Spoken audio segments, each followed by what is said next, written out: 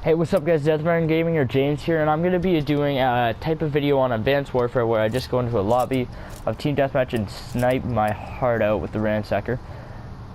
And do kind of like a rant type blow off steam just to go with what's on my mind.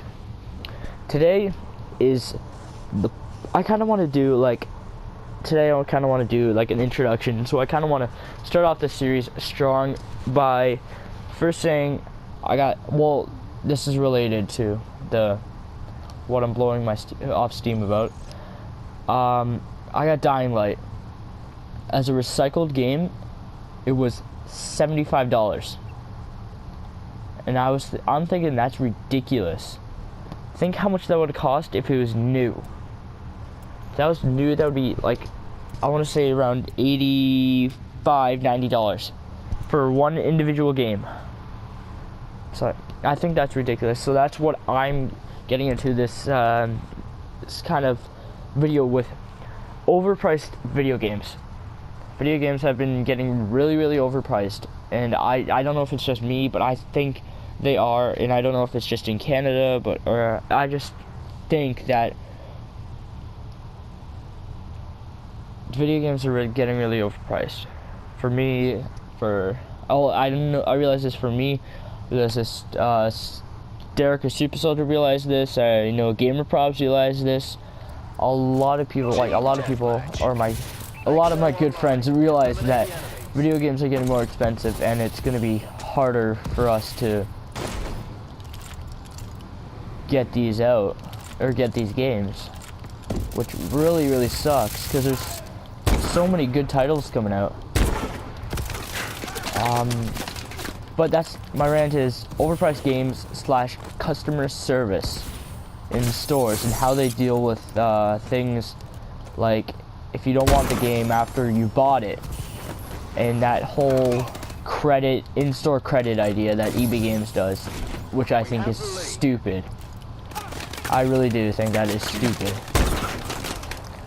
But okay, so first thing I want to start off with, overpriced games. Not much I can do about it, not much I can say about it. It's pretty self-explanatory. $10 tax on a video game. I think $10 tax on my Dying Light game, that's ridiculous. I really think that's ridiculous. And to bring it into my next topic about in-store credit. Oh my god, I hate that. If I buy Dying Light and I absolutely hated it, what am I gonna do? I'm gonna buy it for $75 and then bring it into the store to get a $40 in-store credit. Well, $40 in-store credit.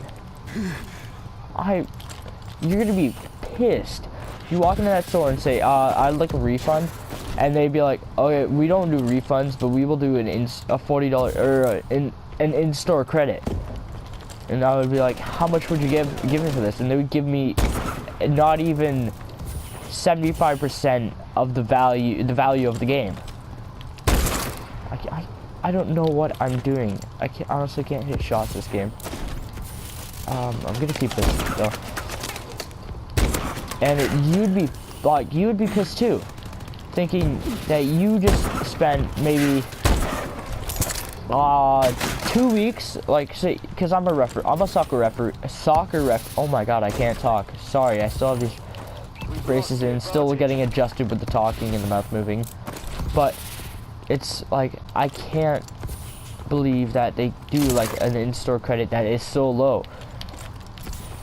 I'm a soccer referee, so I referee the younger kids for like 15. It's a good pay for how old I am. It's a really good pay.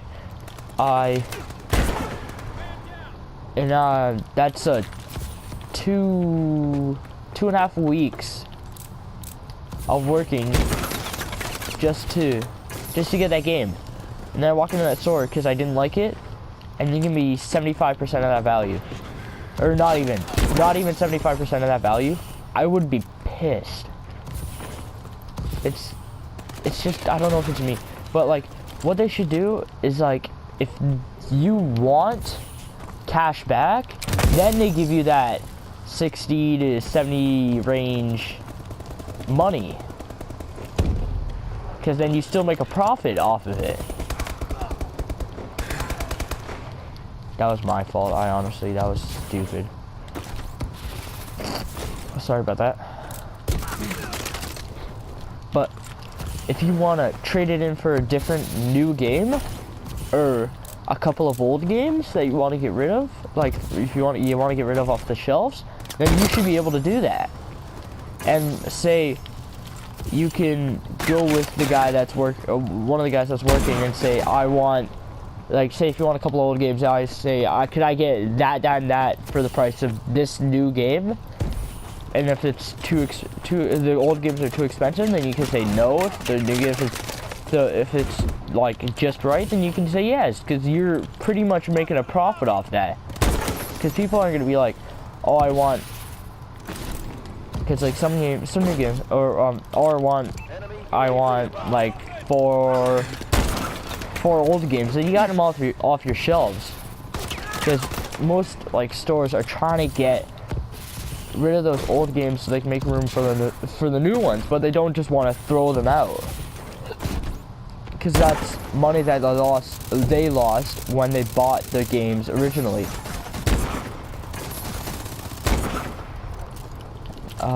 So they just, why don't they do that? Because there's like really amazing old games that you could buy, or that you could get. And it's just infuriating for me that they still do that. I don't know. It's not really infuriating. It just pisses me off a bit. I'm gonna wreck this kid. Watch. Oh my god, that was a fail. Sit down.